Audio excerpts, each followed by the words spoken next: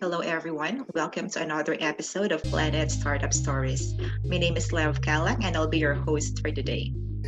Today's episode is another story of humanitarian impact. Planet Startup has formed partnerships with several organizations in Africa, and one of them is Top Zone Foundation, which is a local non governmental organization based in Ghana. So, just a brief background, poverty is still very much endemic in lots of rural and peri-urban rural communities in Ghana. Many inhabitants of rural communities are farmers, and with farming spanning only 6 months in northern Ghana, many people are left to idle over the long dry season with no alternative sources of livelihoods.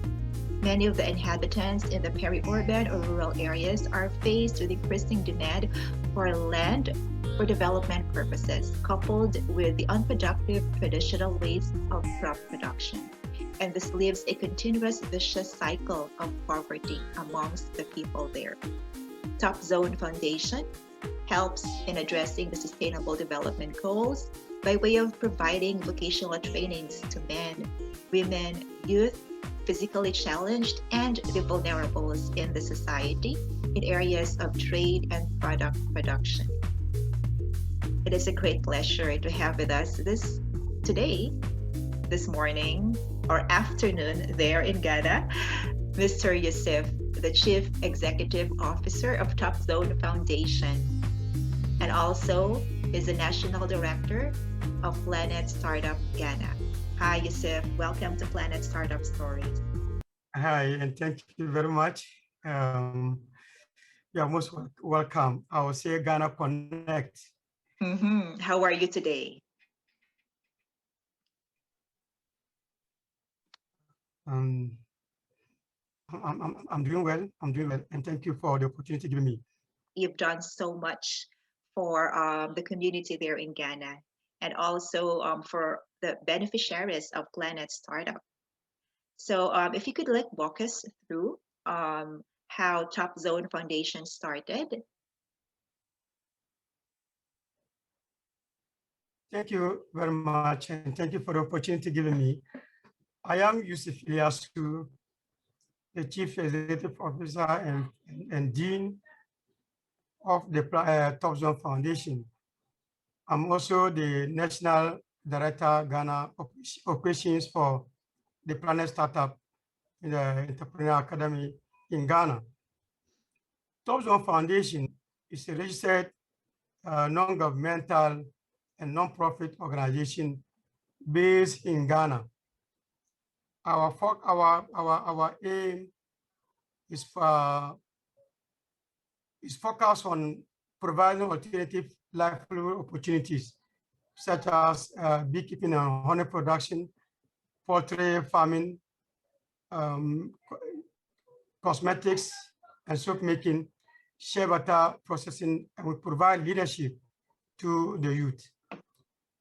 Now, the idea behind this is there is so much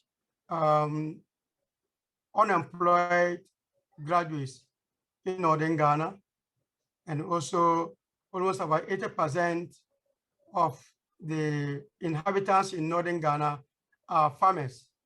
So aside the farming activities, they have no any alternate skill that will offer them the opportunity to go into business or production to generate income. So we set in our skills training by building their human resource capacity through the skills that I mentioned, the beekeeping, honey production, poultry farming, soap making, and cosmetics. These are some of the trainings that we offer to the generality of the inhabitants in northern Ghana. Right. When did you officially start Top Zone Foundation? Top Zone Foundation, the idea started sometime 2014. Then in 2015, when I enrolled into the Planet Startup Entrepreneur Academy, and after graduation, I established or register the business or the organization called the Top Zone Foundation after my graduation from the Planet Startup Mhm. Academy. Prior to yes. Yes, I'm talking about the registration. The registration was in 2014. Yes, prior to starting Top Zone Foundation, were you involved with other nonprofit organizations, with other NGOs, or was Yes, that like, yes? yes, I was managing a local NGO called um, Development Concern Center in Mhm. northern Ghana. So I was the manager then, and I learned some of these non-profit activities from that organization. It's from there that I came out with my own idea to set up, because I realized that we could do more. We could establish more organizations to help salvage the sufferings of our people, which was the idea that came out with the Top Zone Foundation. Right, right. When did you officially partner with Planet Startup? Thank you very much. It's a good question. I started this whole idea in 2014, but my partnership with Planet Startup started in 2015. So before my partnership with the Planet Startup in 2015, from 2013 to 2014, I was running these activities all alone, moving from community to community, village to village, sensitizing them, educating them, and registering the interested folks and putting them into cluster for our training activities before my partnership with the Planet Startup. So my partnership with the Planet Startup in 2015 has actually widened my administrative network and the activities that I embark upon. It has actually helped me widen and reach out to many people. So, how did the partnership came to be? Like, did you know Dr. Gerald way back before, or who introduced you to Planet Startup? I was being introduced to Dr. Gerald in 2015 by um, Mr. Henry Bonzi. Henry was the national director then. Before my elevation to the national director in Ghana, he was the national director before I came in. So he introduced me to the Planet Startup activities where we graduated. And again, from there, I started my first cohort organizing my first class in 2018 in northern Ghana, in Tamale, Ghana. From there, after I graduated my first class, then I was elevated from the regional director to now the national director. And then Harry, was also elevated from the national director to the Africa, English-speaking Africa, the director for English-speaking Africa. So Mr. Harry, actually introduced me to Planet Startup in 2015. Right. And such a very strategic and fruitful partnership. As you can see, you've managed to produce graduates for the Planet Startup Entrepreneur Academy way back 2015 to date, right? How many Yes, graduates have you produced? I have 121 students graduated. Yes, Wow. since 20. Actually, my role and position started in 2018. Mhm. That was where I was called to organize classes for the Planet Startup.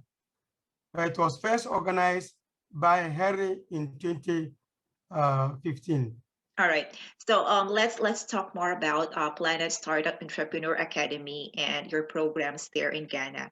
So primarily, what do you offer there? What are the programs or the training courses that you offer, and who could avail of these programs? Thank you. from 2014, I think let me give you the breakdown of the year and then the respective numbers. And then the program that we offer.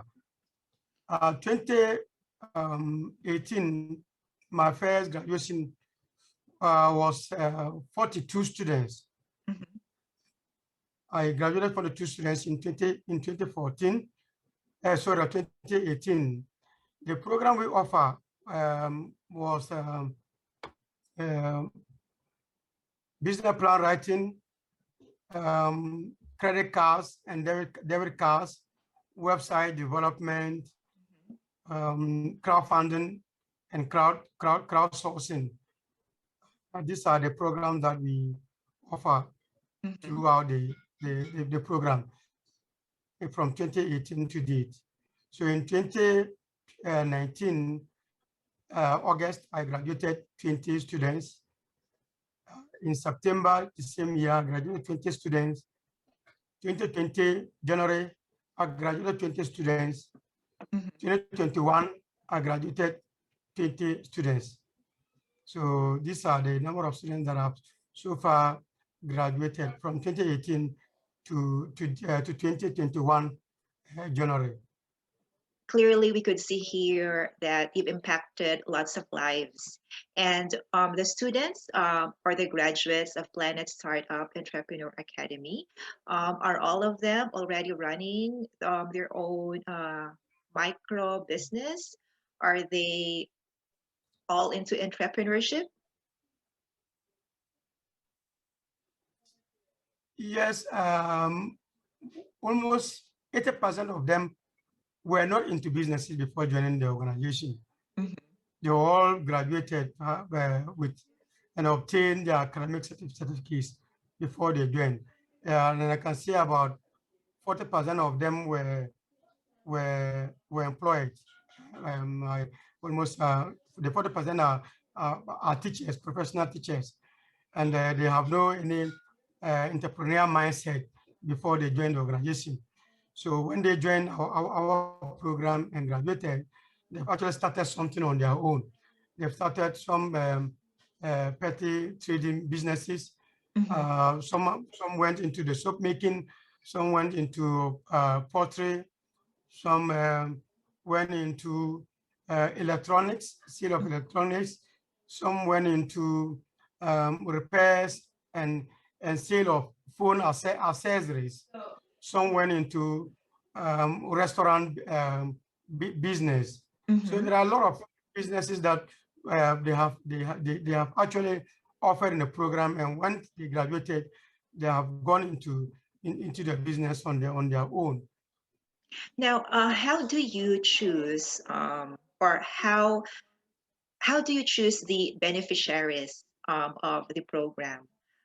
Can anyone just enroll, or are there qualifications for them to be part of the Planet Startup Entrepreneur Academy as students? Yeah, we advertised. We go to Okay. the media, make announcement.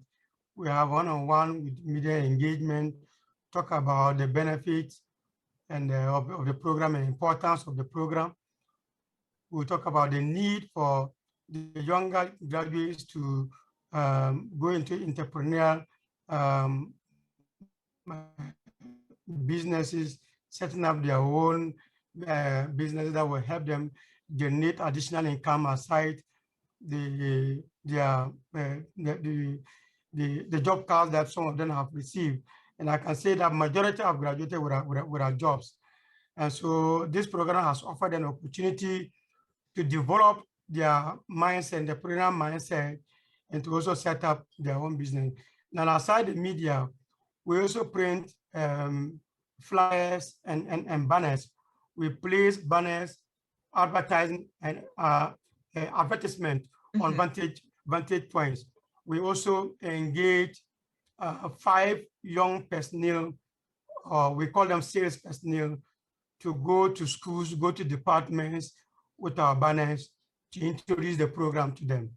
So that's through this channel that we get our students. Okay, and then do you have any specific qualifications? Do you screen them like only students or like only applicants with, say, for example, specific in a specific demographic set, or do you look at their income or prior experience or what for them to enroll in the Entrepreneur Academy, or this is like inclusive of anyone who who'd want to learn entrepreneurship?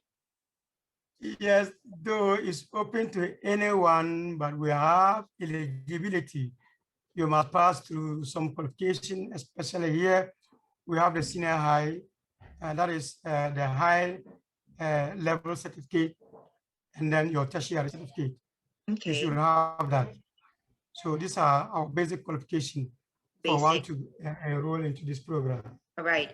And do you have like maximum number of students every year? How do you do this? The Planet, like one program will run like how many months? Do you do the intake yearly, once a year, twice a year, quarterly? And Yeah, and yeah, and is there like maximum number of students? the program is run within 12 weeks, and 12 we weeks. say 3 months. All right. Ultimately, as 3 months. So we can organize 3 classes in a year. Okay. And we are looking at maximum class containment is 30 students per class. So it was only the 2014 that I happened to enroll 40 students, and I have to look for a space that will contain the 40 students. And Okay. after that, I think I've been able to maintain a very sizable number. Right. It's very impressive that you've managed to run the entrepreneurship program at the height of the pandemic. As you can see here, you've produced graduates just this year, January 23rd, we had your graduation. So, Yeah. how were you able to conduct the classes? Yes, we've gone virtual, and from 2020, when we first has experienced our COVID in Ghana, it was in March last year. During that time, I had classes running at that time, and we have to stop, go virtual. So it was through that medium we're able to manage the activities. So with the use of WhatsApp, we use WhatsApp here at the local level. So my mentor, Jeffrey Lang, he do some recordings and sent to me to play to students. And aside that, I created a local WhatsApp group, and I continue my mentorship through that platform. And then we graduated in 2021 this year. So this year, thank God, we are able to organize, we are given the opportunity to organize classes, to sit in class, but to observe the COVID-19 protocol. So I Right. think by next week, we will start our 5th cohort in Tamale, Northern Ghana here. That's so admirable, Yusuf. If there's a will, there's a Thank way, you. right? Yes, you're really Yes, finding, yes. you are finding ways to continue the program, to run the program, right? By going virtual, which is, as you know, we would call it the next normal in training or in doing classes. So you're finding ways to still deliver your advocacy. Are there any, what challenges are you facing in terms of virtual delivery? Issues with, I suppose, internet connectivity, right? Yes. Yes, internet connectivity is one key challenge that I'm faced with. Secondly, we have challenges with the facility. So organizing classes in Ghana is not easy, especially where people have the mindset, they believe that it's a foreign program. So there's a high level of expectation, expectation from the host institution as well as the students as well. So the host institution, when you are going in for a facility, it costs a lot. And I remember just this current organization class that I'm trying to organize, we went for a facility and the host institution is charging us over $100 per the 2-hour sitting. And we cannot afford that. Yes, yes. We have to, so we're supposed to start the class this Saturday on the 17th. But we couldn't because we couldn't offer what they were proposing. We couldn't afford it. So we have to suspend and think of other alternatives. So that is a challenge. So if we have our own center, we can just do a simple cost and then we get our own facility permanently and we're not paying this cost. Aside that, we pay for our advertisement.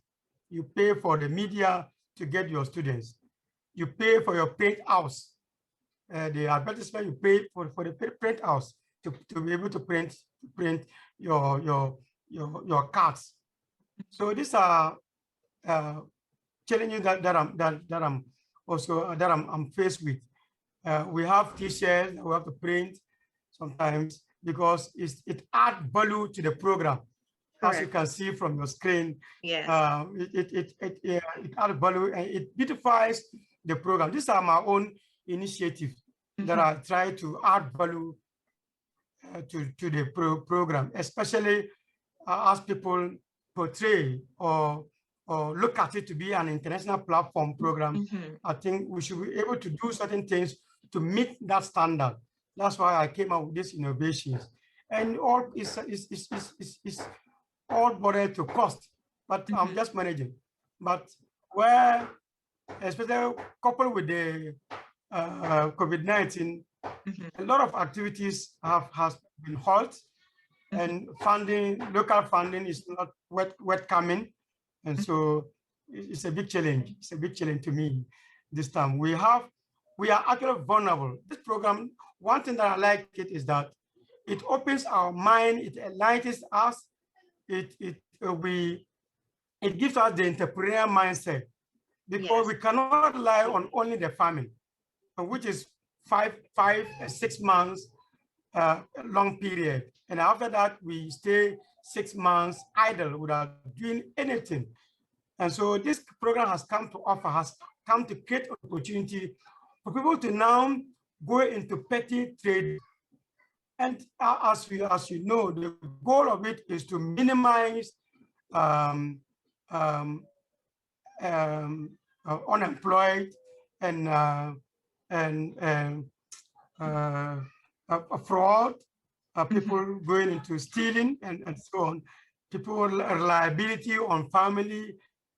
So when this program comes, it actually helps the youth, even myself, because we have businesses that we are running simultaneously than before.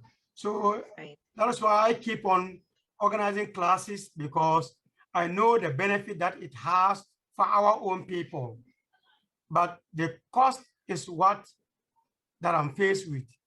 And I actually be counting on people, the Planner Startup team sponsors to actually help us in Ghana. Any success story from one of your beneficiaries? If you could share to us a specific success story from one of your students. Not only one. Okay. Many. Because when you look at the informal sector, where we train them on cosmetics, the shea butter processing. Yes. I have over 3,000. Over 3,600 have benefited from the program, and actually they have started their own businesses with the scale that we actually impacted.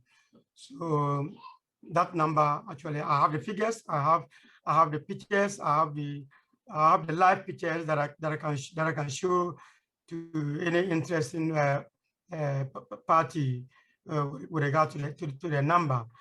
And then when you come to the pottery side, to have the men who have also gone into the pottery and producing a lot of bears, making sales and generating income.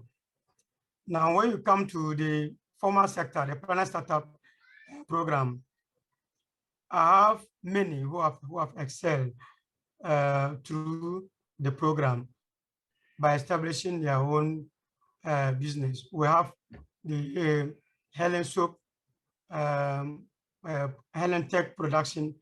She has gone into the cosmetics. She produces soap and cosmetics. We have a lady called Murjana.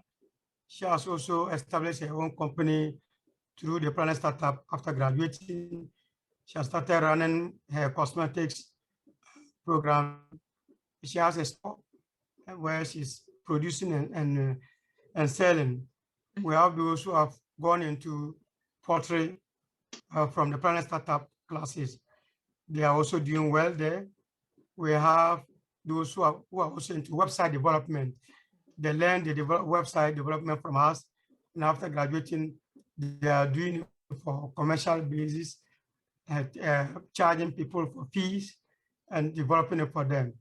So I have a lady who have also graduated, my own sister. She's into phone repairs and accessories. So I have a lady here, graduate here, who have graduated. And she's into restaurant.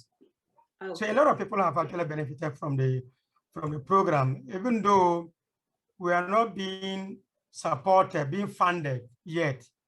But some of them have started on their own way from the skill that were impacted, and they've started something on their own way. But there's a high expectation, and that one I also recommend that the program should do better by supporting us a little. That will open up more successes, will give more success stories to the program that we're offering here in Ghana. Definitely. So that's what I can see about the benefit of the program. Again, they have learned how to write website, business plan writing. Even myself, before I joined the program, I wasn't able to write a viable business plan before I joined. And when I joined, I can boast and say now I can write better, and I've impacted to many lives.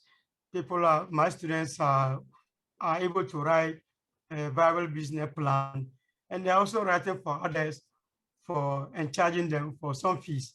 So I think we have benefited a lot from the Planet Startup. And that is the reason why the synergy that I'm pushing to always have classes organized in Ghana. How do you provide them with market access?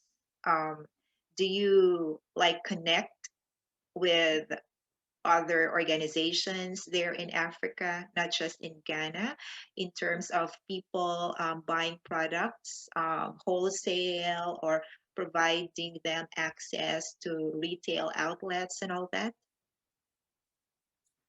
First of all, we have to look at funding. How do we fund them, and how do they themselves fund their own businesses? I link them to financial institutions.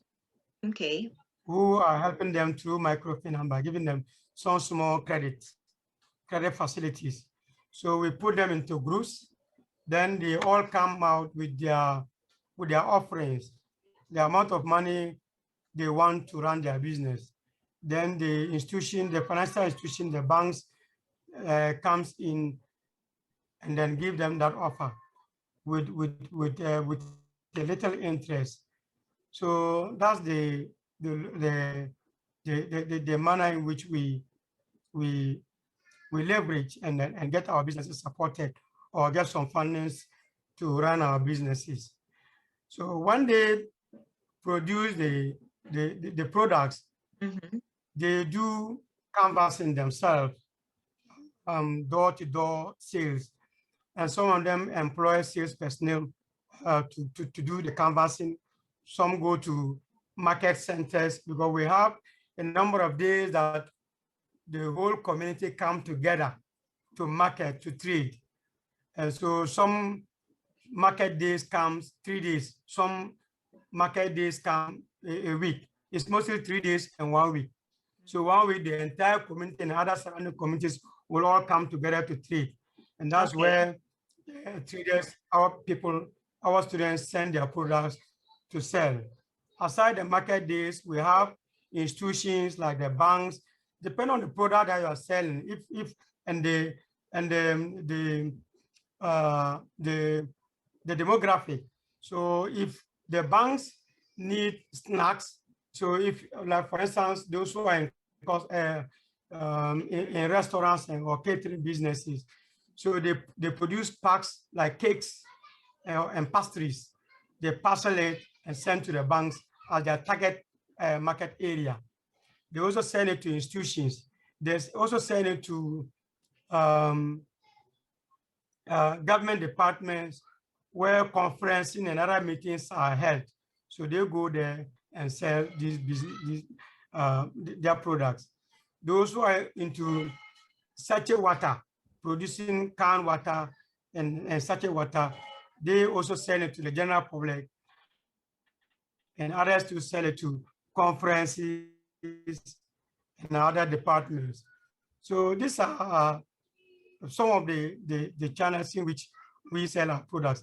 And those who are into shea butter processing and sale, they sell it to the general public and also sell it to companies who buy from them and then export. So these are some of the channels that the distribution channels we sell our products and services. Can you tell us more about, you've mentioned earlier about beekeeping project as one of, yes, as one of the livelihood programs, right, that you're offering. So can you tell us more about this? Yes, with the beekeeping project or training, we go to the community, we go to the village, identify people. Let me say this, many people are scared of bees. So once they hear of beekeeping or bees, they say, no, we can't do the business. So that's why we are coming in to change their mindset and their beliefs, because they believe that they have a feeling of when the bees stung them, they get a feeling, and sometimes it get their skin burned and get it into rashes and so on. So they are scared of bees. But once we are going in there to train them, and once we started the training, I think the education has gone down and people are beginning to show interest into the beekeeping. Now, when we go to the villages, we identify people who are interested, even those who are not interested, we encourage them. What we do is that we first of all do an open training. We send 1 hive or 3 maximum for our practical training. We send the logistics like knives, the bee suits, the smoker. I just want to say a few tools that we harvest with. Then the hive.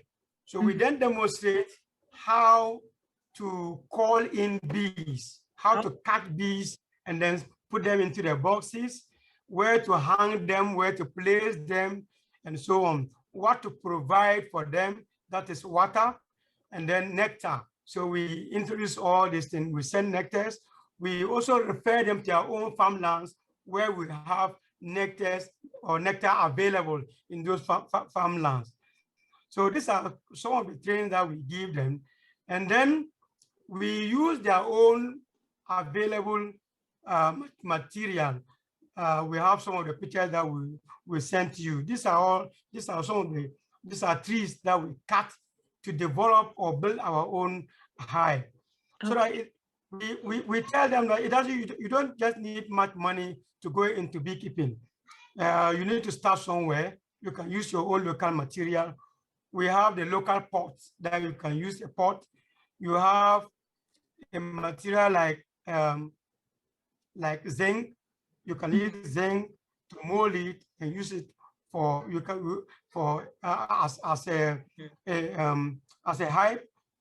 You can use a mat to serve as a hive. So these are kind of local material that we introduce them to. And then when we set the hive, then we feed it. How do we feed it? We have two options. Either we have what we call a catcher box. We develop a small box, an empty box or tin.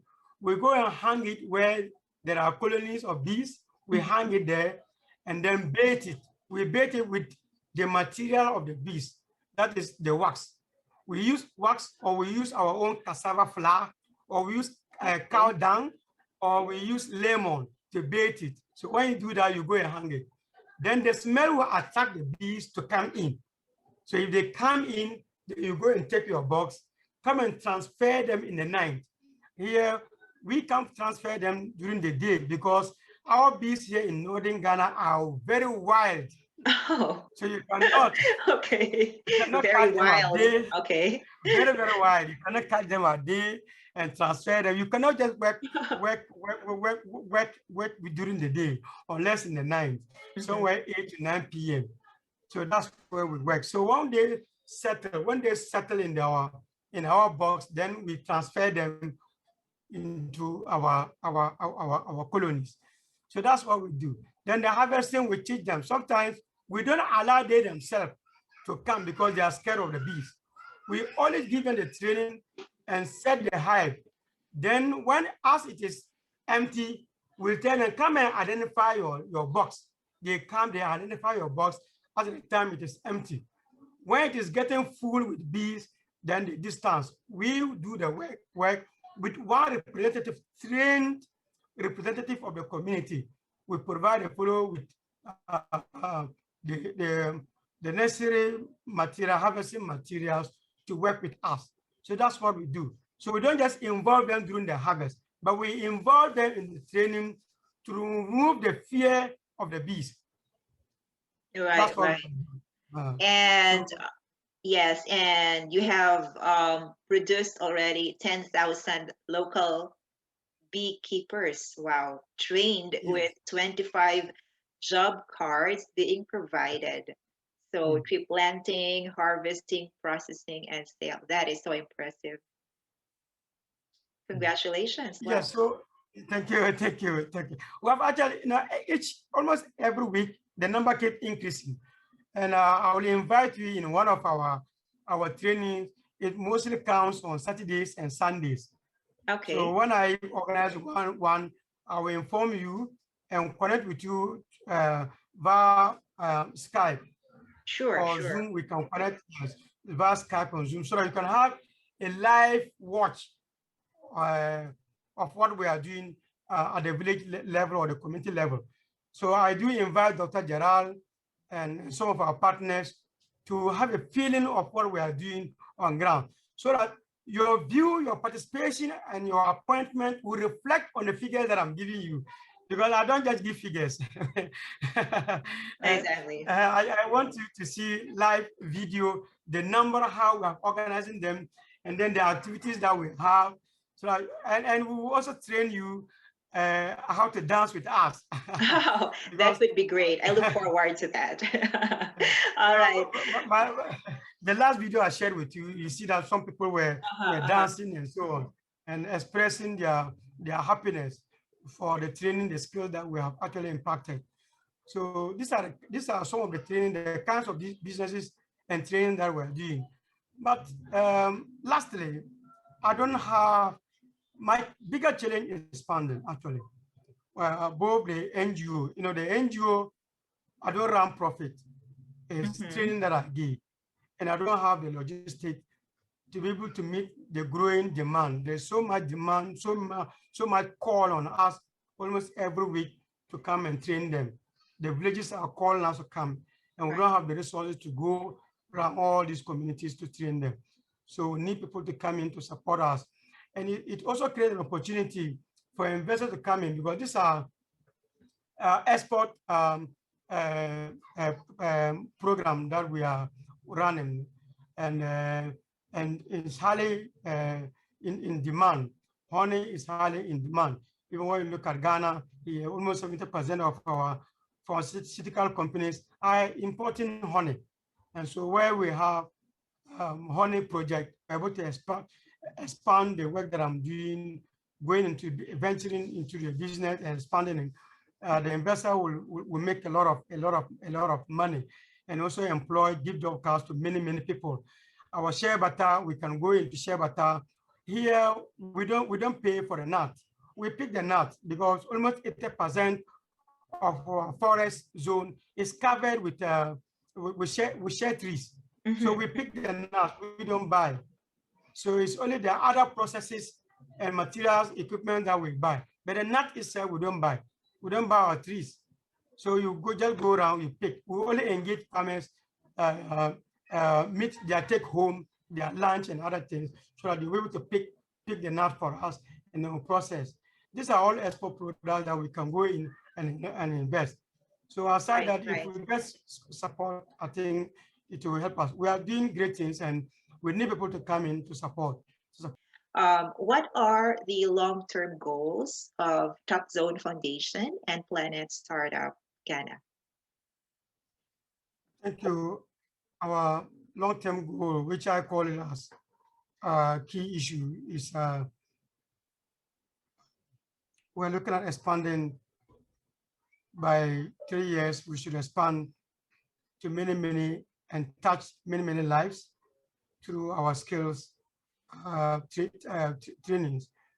We can only do that by establishing a cottage industry, where we have the training center and also have the production center. The training center involve the informal sector and also the planet startup activities. So we're looking at expanding it in that regard by setting up that cottage industry. Again, we also looking at by the next 3 years, because that's my goal, to be able to have a stable internet connection. So it's just one, because when I say one, is just the cottage industry to have a training and to have production and so on. Because any other goal that I'm going to mention will fall under that cottage industry, because you cannot have a goal where you don't have a facility to achieve that goal. Because you can set up a goal, but where you don't have a facility, you cannot achieve that goal. So the facility is very important, because that is our main challenge. And by 3 years, when we have that industry, cottage industry set up, I think we're going to achieve a lot. So that is just my main target. Again, we're looking at it by the next 3 years, we should be able to also, through the planet startup activity, cover the entire nation or the country through regional and district representatives. I've taken a step towards to engage system volunteers in all our 16 regional capitals. So my goal in the next 3 years is looking at covering the entire nation through our planet startup activities. So these two are my main goals. If it achieved within the set period, I think we have more goals to set up and to achieve. Yes, and we do have faith in you that you'll be able to achieve all these goals. Again, it's a concerted effort between Planet Startup Ghana, and Top Zone Foundation, and the network of Planet Startup. So we're always here supporting your vision, supporting your advocacy. We have people who are interested to help run or partner with us to run. But like I said, it's all borders with our facility. And so once we have a facility to run the program, well, I have a lot of people that who are interested, but I don't actually have people abroad because we are still, it's still in a pipeline. It's a baby step that we are taking to get more partners involved. But as we speak, we've not had one. We are looking at getting partners to connect with us in that regard. But at the local level, we have local partners, that is the chiefs, because they are the first point of call to give us the opportunity to penetrate through the community and to get the beneficiaries registered and getting them involved in our activities. So they are our first partners. But I can't speak of people whom we have not signed or sealed in our agreement with. I don't have that yet. Right. Much has yet to be done, right? For you to accomplish all your goals, and especially starting off with your main priority, which I believe is the training center that you'd want to set up there in Ghana. So, to all our listeners and viewers, if you'd want to know more about Top Zone Foundation's activities, Planet Startup Ghana's programs, do visit our website, planetstartup.org. We also have a Facebook page that's Planet Startup INC. Thank you so much, Yussif, for your time today. More power to your organization. Thank you for guesting. I'm highly grateful, and thank you for the opportunity given me. Thank you very much. Right. Okay. Thank you to all our listeners and viewers, and see you again, everyone, in our next episode of Planet Startup Stories. Bye. Bye. Thank you.